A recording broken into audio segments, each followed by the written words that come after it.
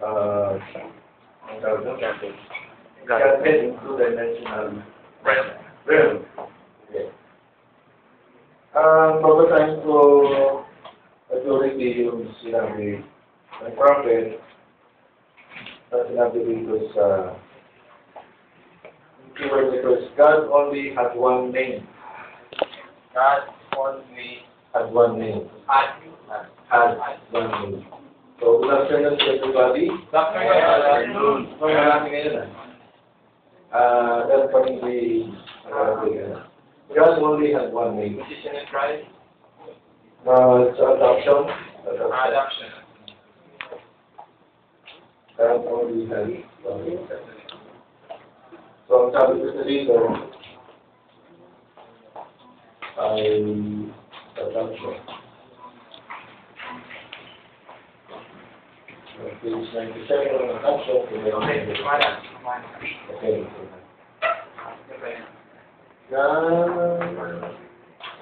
His name is Jesus. God only had one. And his name is Jesus. He took the name. God only had one name, and his name is Jesus. That was his son. He took the name of his son. God, now Jesus, the body was a man. We know that. So, merong message si Brother Branham dito na the body was 100% man and at the same time 100% God. So, we know that that was the Son of God that was overshadowed. Now, we do not believe in oneness type. The people that says God is like your finger. We believe there's three attributes of God. Three attributes of God. God manifested in. But there's one God. See? That's right. Okay. So let me make it like this. Okay, sorry. We believe that God lived in three offices. He had an office on earth one time. That is one dimension. Now, the office na sa earth nung siya ay nagkatawang tao. Now, you will get to this side and remember. So, this is, ano siya, no? So, sa adoption message adoption message. So, sinabi niya sa ito, Anong year po yung adoption? in Indian, kaya lang, yung sumunod and now, God has three offices. And now, And now, God has three offices. One of them was called the fatherhood, or the father dispensation. God had three offices. One of them was called the fatherhood, or the father dispensation. The other one was called the sonship, and the other one was called Holy Ghost. Now today, what dispensation is Father working in today? The congregation says Holy Ghost. Holy Ghost. What was he in the days that went by? Jesus. In nakaraan. What was he in the days before that? Father. So, but there was just one God. Is the Tribe. He's the Father, Son, and the Holy Ghost. Those three offices of one God. One God, sabi ko. So, tingnan natin, balik natin doon, yung earthly dispensation niya, sinabi niya, what was he in the days that went by? That is Jesus. Yung dispensation niya, yung dimension niya nung siya ay nagkatawang tao. What was he in the days before that? He was the Father. So, lalo pa dito, sa attribute naman, you know what an attribute is. Sa adoption din. You know what an attribute is. Okay. Sabi niya, dun sa umpisa, inside of that was attribute. So, sa isang tatas pa also. Adoption din. Adoption din. Okay. Adoption din. So, malabas, yung father, you know what an attribute is. You know what an attribute is.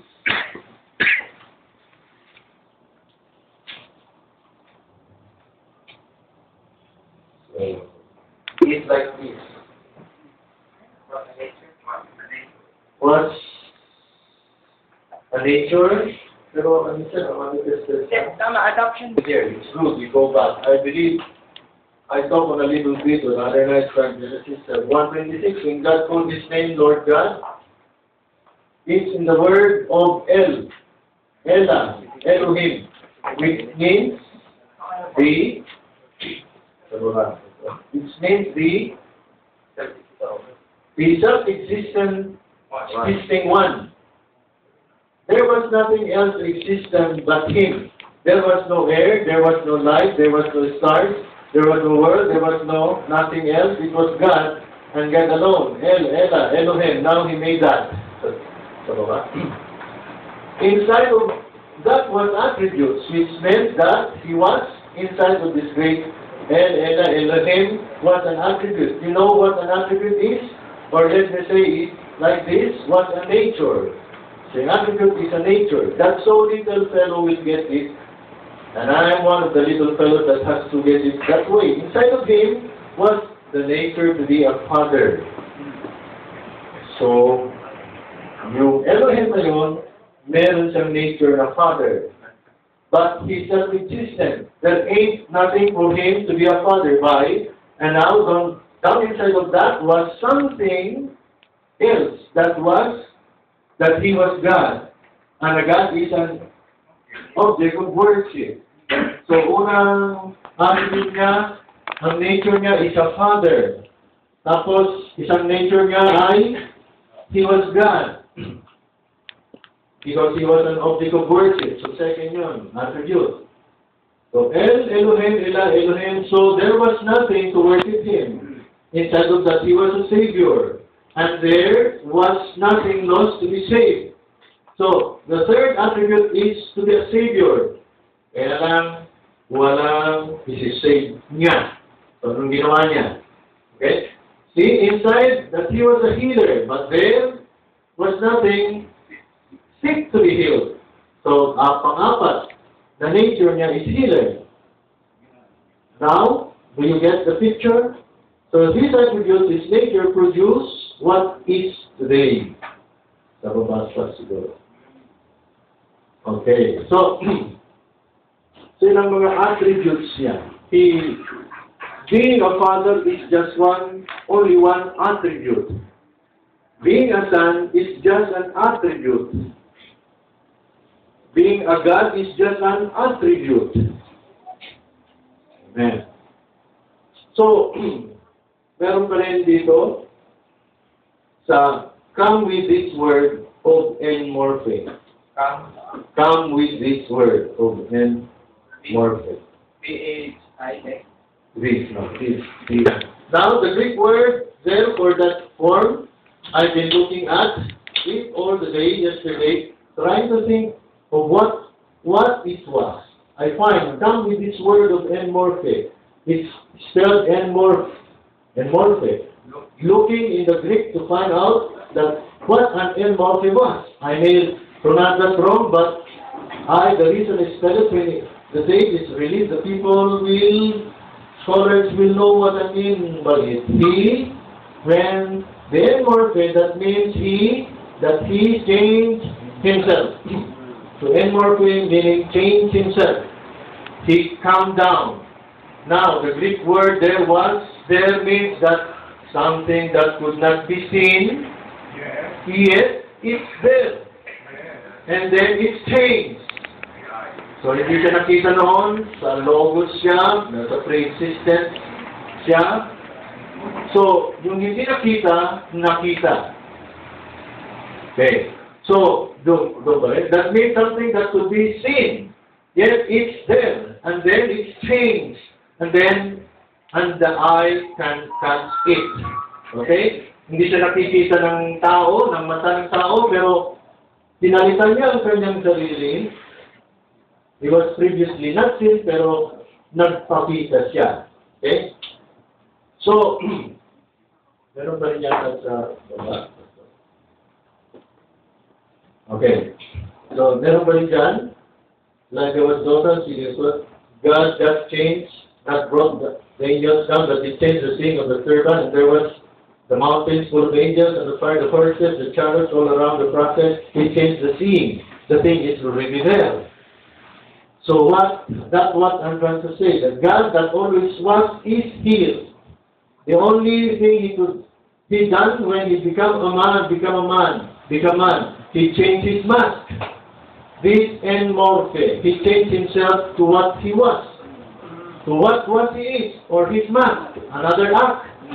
Yan. Sinabi niya dito, like a great drama, as I was speaking this morning, kind of catching up on this of Shakespeare. It's been a long time, but when Shakespeare wrote the drama, the King James of England, with the character of Macbeth, Shakespeare did not believe in witches, but in the play, where the king did believe in witches, so he had to include witches. See? And now, in order to do this, he changed the cast. Becky here in Carmen, they acted in the school where she graduated a few weeks ago. Now, maybe one person played 3 or 4 parts. In the order to do that, he changed his mask. Sometimes he comes out his character. And the next time he comes out, he's another character. But it is the same person at the same time. So, yung character ng kanyang anak na si Becky ay nagpalit-palit. Pero pinapalitan lang yung mask niya. Pero siya rin yun. So, 4 different kinds of forms siya. Pero nagpapalit lang siya ng maskara. So, para to give chance to others, ang aking stand ko dito ay yung dispensational time, yun ang dapat nating hindi makalimutan. So, in the Old Testament, He was the Father in the image of the Son. Meron siyang image noon, pero wala pa siyang laman. The Father was a spirit, but there is an image of the Father. Pero wala siyang laman. Nagkaroon siya lang ng laman sa panahon ng New Testament, sa panahon ni Jesus Christ ay tumira sa lupa, nagkaroon siya ng body which is 100% man and 100% God. So, pagdating naman sa Holy Spirit dispensation, naroon na siya, na nakaupo sa trono niya. And there is only 1 seat in there. There's no seat, 2 seats. So, He is the Son of His Father, and the Father has the Spirit, and then that is the Holy Spirit na nag-indwell sa Kanya. At yung Holy Spirit na narito sa ating ngayon, it is the Spirit of the Father and the Spirit of the Son. So, yung sonship dispensation, there is a beginning of sonship dispensation. Nababasa natin yan. When there is a beginning, there is an end. So sa ngayon, uupo pa siya sa millennium as the Son of David. Kaya nga sinabing Son of David, that is only a symbolical. Dahil siya ay pinattern kay David. Pero, ang katotohanan niya, He is the God in His glorified body. There is flesh also in God. Hindi lang siya theophany body, hindi lang spiritual body, in one dimension, but there is another dimensional form of God, which is He has a body that can be touched, that can be seen. Pero yung body na yun, 2-dimensional yun. Nung siya ay nabuhay na maguli, Namatay siya, nabuhay sa maguli, tagos-tagusan siya. That is two-dimensional body of God. Pwede siyang hawakan, pero pwede siyang tumagos because that is the spiritual body of God. Ilang minutes pa? 3 minutes pa.